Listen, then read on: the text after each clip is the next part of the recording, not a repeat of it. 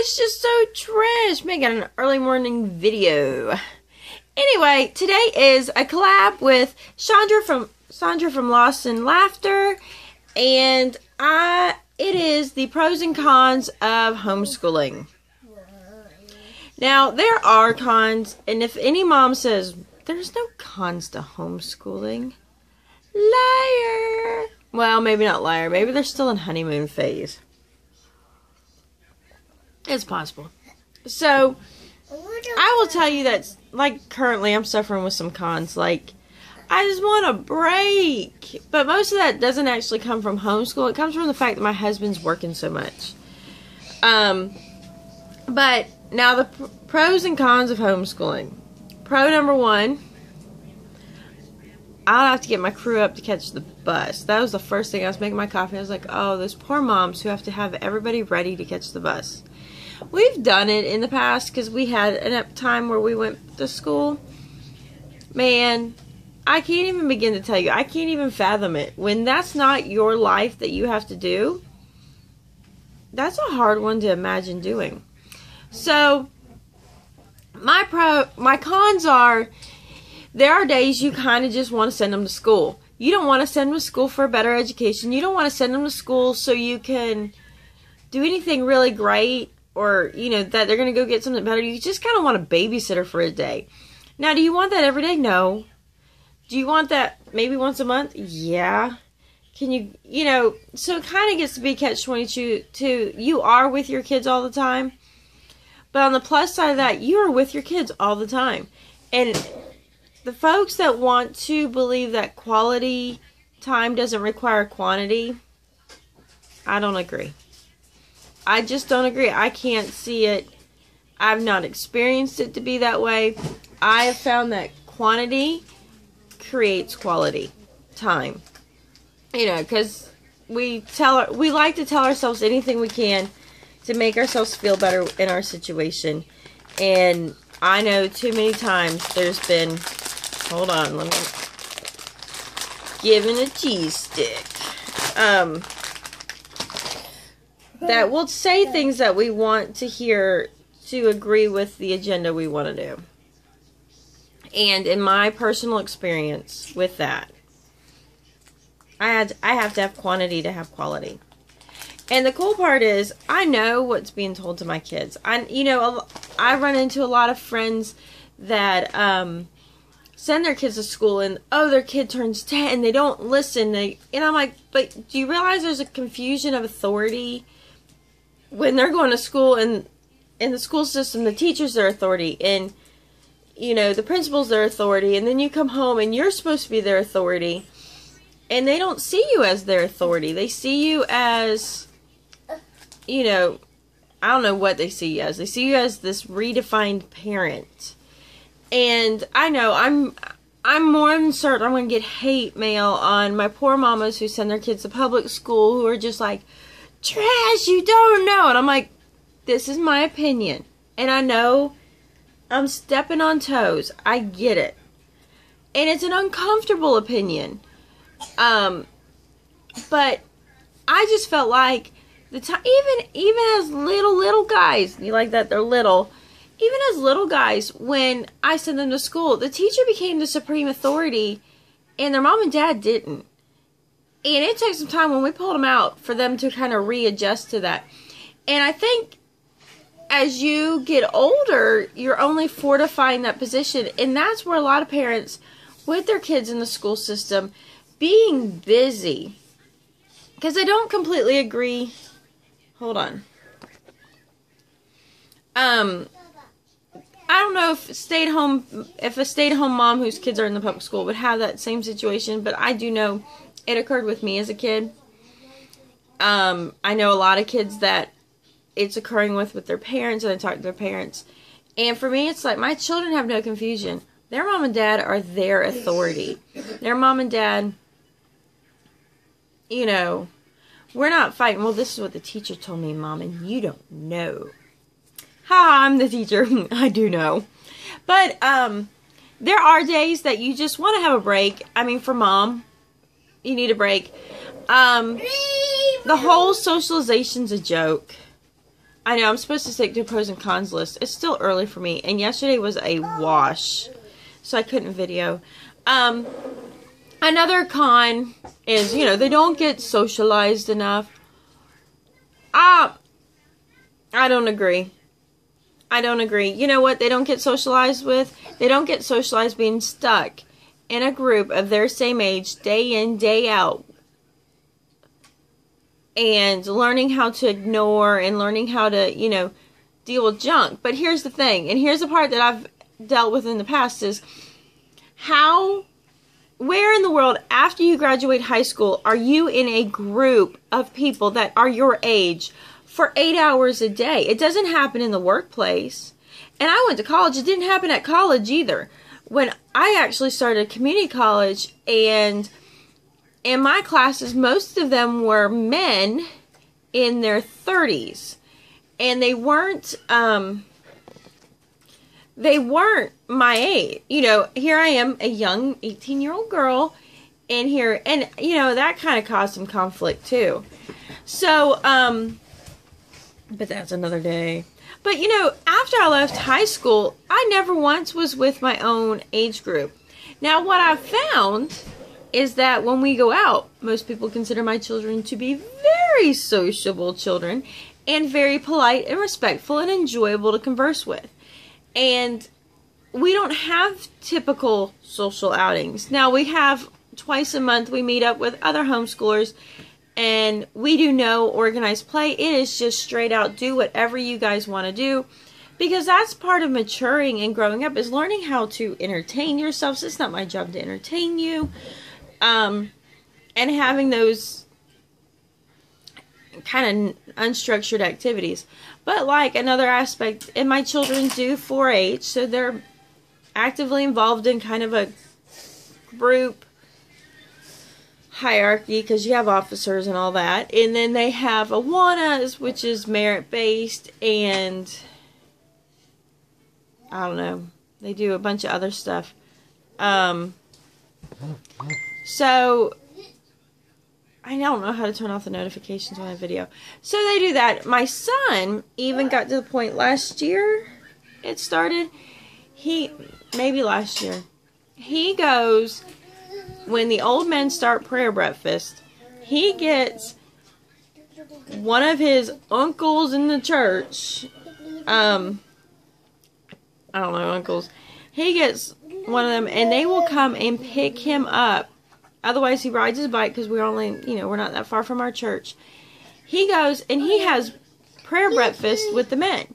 And at first, it was a little bit for the adults. They're like, hey, Bubba, what you doing here? And then he became such a regular. I mean, he sits with the old men. And, you know, I can't even begin the qualities he's getting there. The qualities he's getting there because, one, he's with strong Christian men.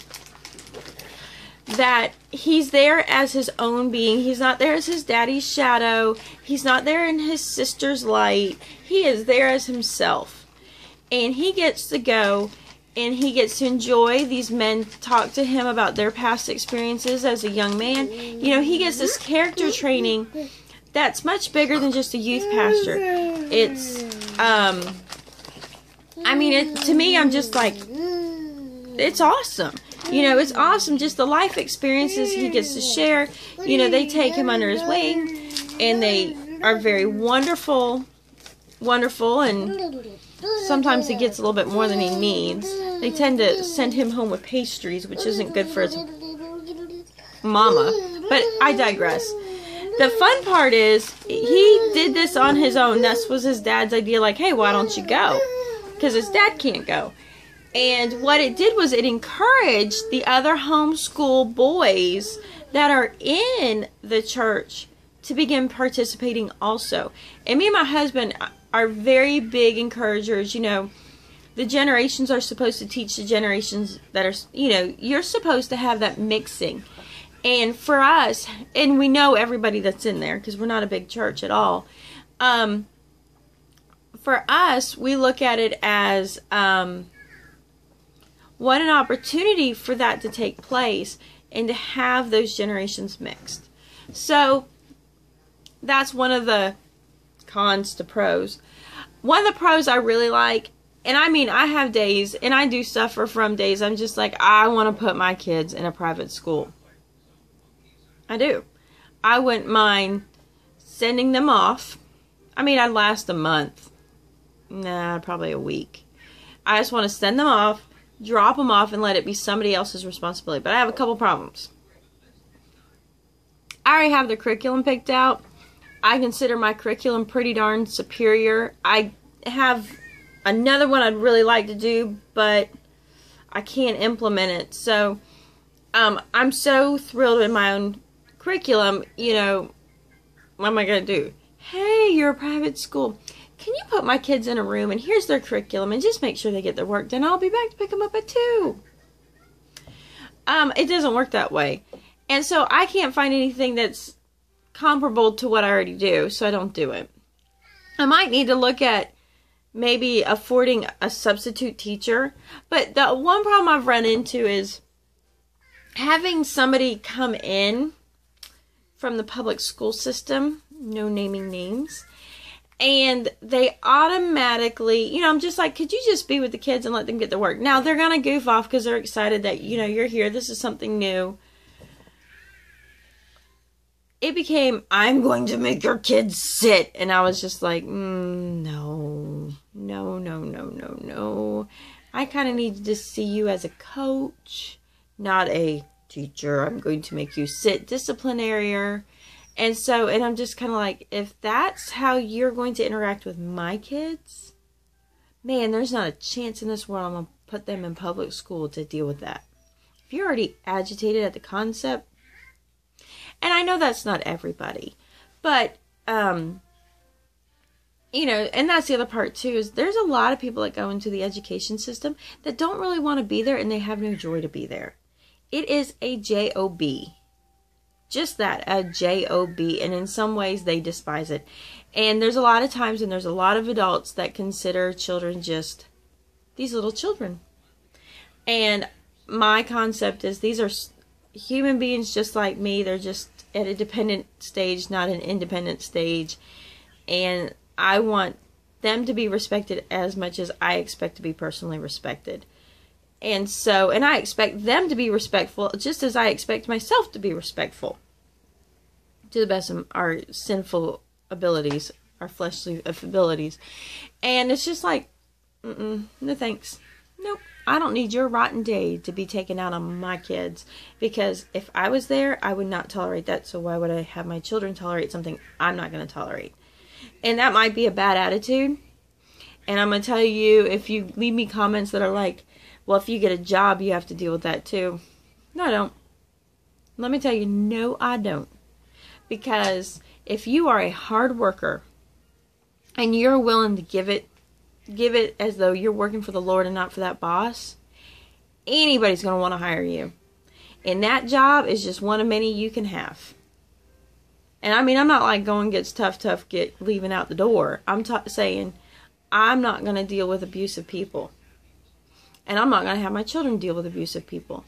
And to me, disrespectful nastiness is abusive. And I'm not dealing with it. Am I perfect? No. Are my kids perfect? No. But, you know, here's the pros. I pick out the curriculum. Another pro, I get to see what fits. My son is a perfect example why we homeschool. You know, going in third grade, and he still hasn't kind of mastered kindergarten reading. Where do you think they're going to put him? How do you think he's going to feel about himself?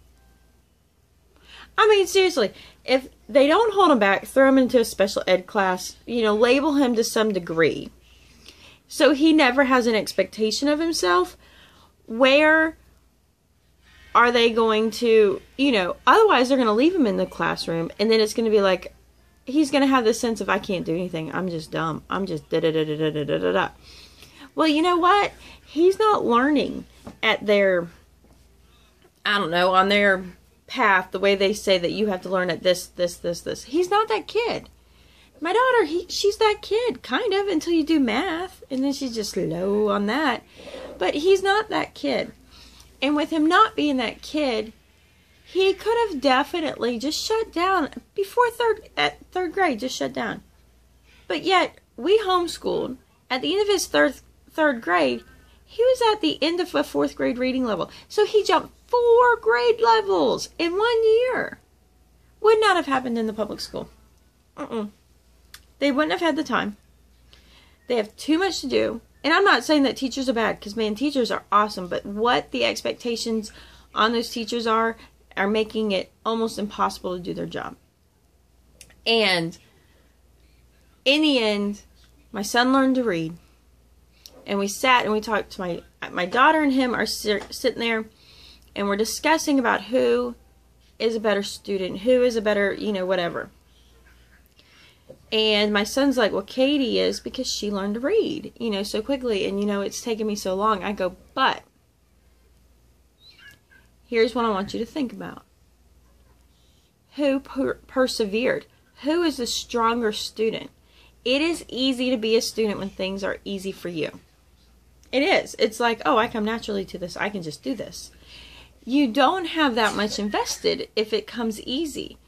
For him, he constantly had roadblocks, and he persevered through them. He's held fast to just trying and trying and trying. And it was tiny little steps to get there. And in the end, my daughter and I, we all three sat and we agreed.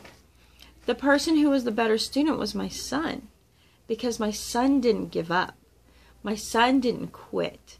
My son pushed and persevered and continued the journey even though it felt impossible. Tell me where that character training is in the public school.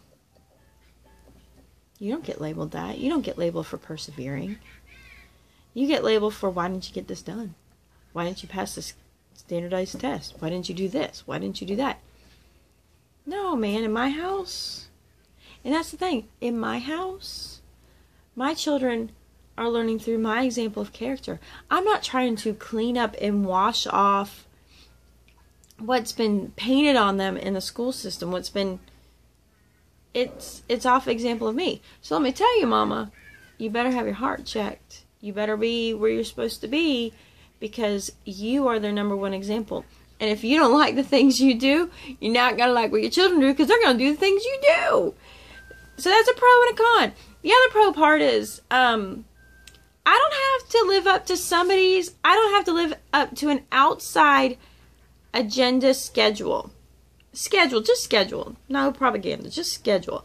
And I had neighbors who were like, you don't take your kids to school because you can't get up in the morning. I'm like, I love you, but you should shut up and go away. Because you're not being really friendly. And there was judgment. Because they'd be like, why? I go, I don't want to deal with what days they have off, what days they have on. I can do it myself. And that has been really, just this last week they had Monday off because it was flooding. It wasn't flooding here. We did our schoolwork. And if it is raining, we got our school here. We just do our schoolwork. It's not as, and if we want to take off because there's some cool museum open for homeschoolers on Thursday, we can go do that. And we can go and do our school on Saturday. And so it ends up working out we do school as we need to do school, when and where it seems fit. Because you miss a couple of days for doctor's appointments, you got a truancy officer at your door. Doesn't mean you didn't learn anything, but you didn't show up to their scheduled time. Now we have a problem. And there is evidence, you can look around the country, of moms who've been arrested because their kid is skipping school, or their kid hasn't been in school. One mom got arrested and wasn't given her medication and died. So I'm kind of like, we have lovely taxes that pays for the mass education of other children. And y'all can have that. We're going to take care of ourselves in here on our own. So my pros and cons too is pros. You can go off and just, my other aspect is get your schoolwork done so you can go do the things you like to do and go explore who you think you are and go just play. Play. What a novel idea. Play. Not electronics playing. Just go play. Learn to investigate and observe your surroundings. The other aspect is, you're interested in this, here you go, have at it. So those are kind of my pros and cons. Not a very clean list. The pros and cons, more of a discussion. But unfortunately today you get to hear what I really feel and what I really think. And I hope this helps you. I know it's not a perfect, I think anybody is capable of homeschooling, whether you have a high school degree or not. Because some cons are, I don't know the subject. Well, let me tell you what. I did not know phonetics for nothing. I didn't know it. I mean, I remember with my first kid, I'm like, what's the difference between E and I? Don't they all say, I don't know what the difference in the sound. I know how to read. And I couldn't tell you. And thank you, Leapfrog Letter Factory, because E says and I says you know. And I've learned more spelling. This is last year, walking through the phonetics of learning to read 2 times. I totally get when we use a CK and when we use just a K, when we double S and when we double L and when we double Z. I didn't know that. I've been homeschooling 4 or 5 years. I didn't know it. But now I do. So the really cool part is you can learn with your kids. I got a girlfriend who never understood calculus. Never understood calculus when she took calculus in college. She's thrilled because she already bought the books up to that for her son. Her son's in middle school. And she's going to learn calculus with him. She's relearning her math. Because she wants to. You know, and that's the other aspect too, is getting to be a homeschooler. You can invest in just expanding and learning more as the parent. And you can call it school. Or whatever. You just call everything school. You go on vacation. Field trip. You know, whatever you do, it's school. Anything you buy, it's school. You know, it's just a school expense, dear. It's nothing more. And I think it tends to make you more playful and enjoyable. You know, in my situation with more kids, we don't do all the I really thought I'd have a project-based curriculum, and we don't do it. Oh, well. Oh, one other thing I was thinking about, another pro. My kids, and my husband's side, have bad allergies. In fact, his sister, when she was in school, was always being threatened on being truancy because she would literally just be on a nebulizer because her allergies would be so bad she'd be wheezing. And genetically, my kids have it. So something's in bloom. Every one of them's barking like a seal, coughing. And, you know, I couldn't send them to school. What are they going to do? Lay their head on the table? You know, they're not sick enough to be laying in bed, but they're not, well enough to be sitting and so I don't have to send them to school. It's kind of more like, do you think maybe you can get your math done today? You know, we can accommodate when you don't feel well. And we can maybe not have a full expectation on you, but, you know, maybe you can do your math, or maybe you can do. So, there's a Just So Trish list of pros and cons. It's not actually a list. It's more like a jumbled up whatever. But it's early in the morning, and I wanted to get a video for you. Because yesterday was so not productive. I hope this helps. If you have questions, ask. If you want to bash me, keep it to yourself. And if you can't, don't worry. I can delete it for you. It's fine. It won't bother me. I get it. Not everybody's going to agree with my reasons. Not everybody's going to think my pros and cons are good. But remember, to each their own. No, wait, what is it? To each themselves. I don't know, something like that. But for those of you that are just like, man, that's what I was thinking. And the other part is everything's a lesson, man. It's just, and I really do think I'm giving my kids a superior education. And call me cocky, call me conceited, I don't know, call me whatever. Call me Just So Trish. Anyways, I hope you have a beautiful Friday. I hope you have a beautiful weekend. And I hope your kids are happy and you are happy with whatever decision you make. And I will be here as I can. But man, it's hard to make videos when you got a 6-month-old that has to be in your arms all day. So anyways, peace out. Talk to you later. Bye.